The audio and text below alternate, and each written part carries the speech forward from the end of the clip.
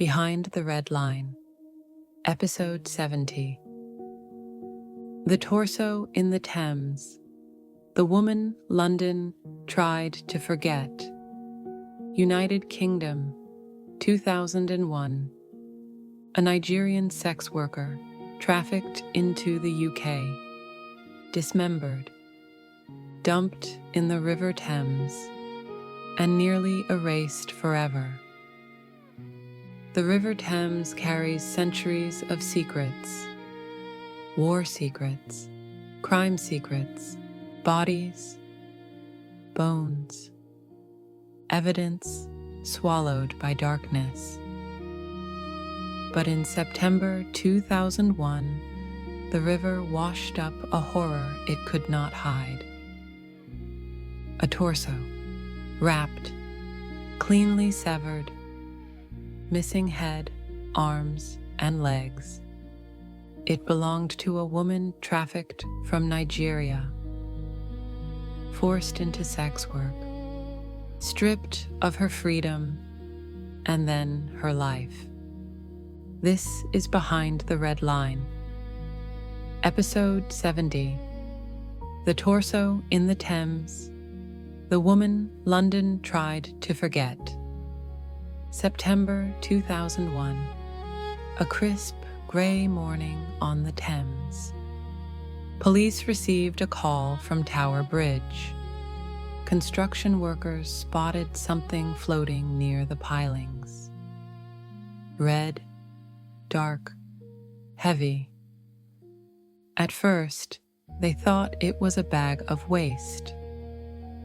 But when the current shifted, they saw skin, the torso of a woman, no limbs, no head, everything that could identify her, gone. Her body was placed intentionally, weighted down, wrapped, cut with precision. She was supposed to vanish. For weeks, she was called the Thames Torso, a nameless victim, a faceless story. But forensic testing revealed her origins. She was female, black, between 20 to 30 years old.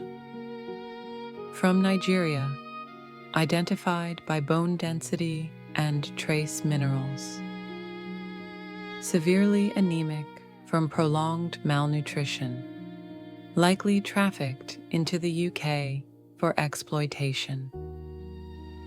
A woman stolen from her country, sold into modern slavery, forced into prostitution, and then brutally murdered.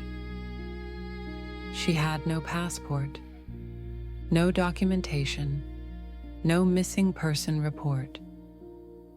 She was invisible, exactly how her killers wanted her.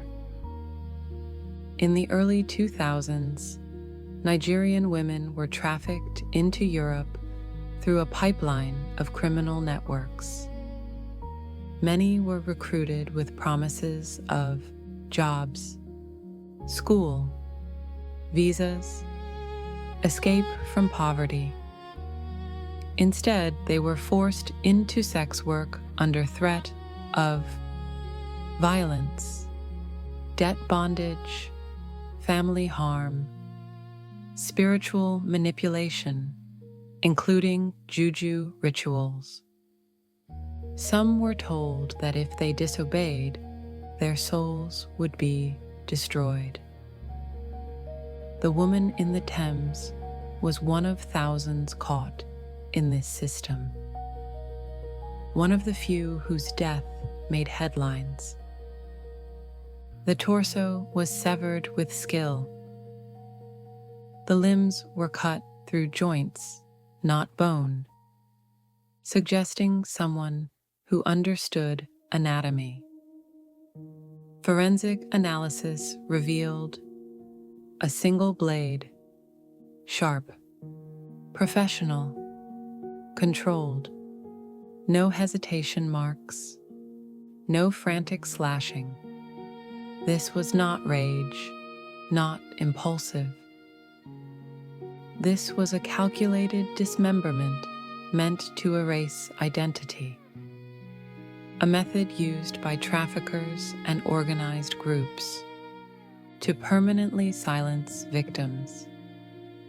In September 2001, London police found tiny traces of a specific West African spice used in traditional cooking. Particles consistent with dirt from a Nigerian village. Microscopic flecks of fabric that matched clothing imported from Lagos. These were the silent signatures of her life. Yet the most shocking find was inside her stomach. She had eaten a meal of chicken, rice, and a spicy pepper soup within hours of her death. This meant the killer fed her, or she was fed by the traffickers, possibly a last meal. Some investigators believed the murder was linked to occult rituals used by certain trafficking rings to control women. Reasons: specific cut locations, absence of limbs, torso intact, spiritual significance in some ritual practices. This theory exploded in UK media, some of it exaggerated, but all of it frightening. However, the investigation later shifted focus. This wasn't a ritual. This was profit, control, punishment. Someone wanted her silenced permanently.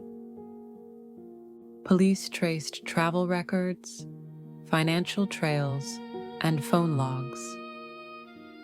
That led to one key suspect, known only as the handler.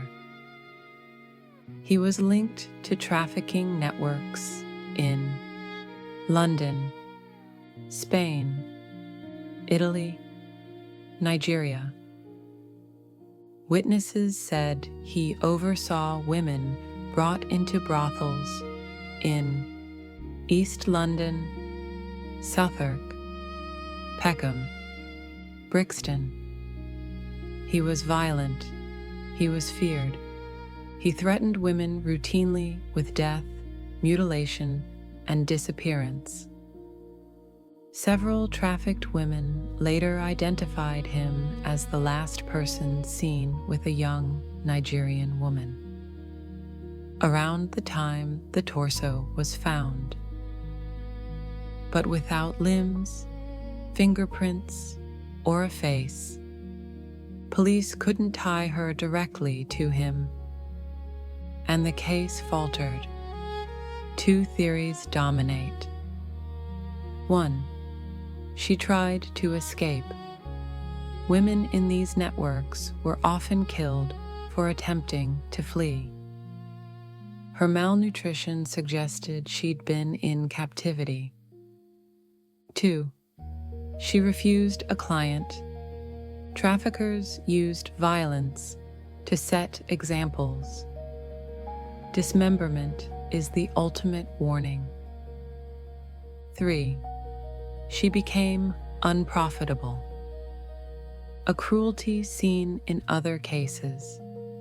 When a trafficked woman becomes sick or injured, she's disposed of. No theory is comfortable. All theories are monstrous. The torso was the only part of her ever found. Her head, her arms, her legs never surfaced.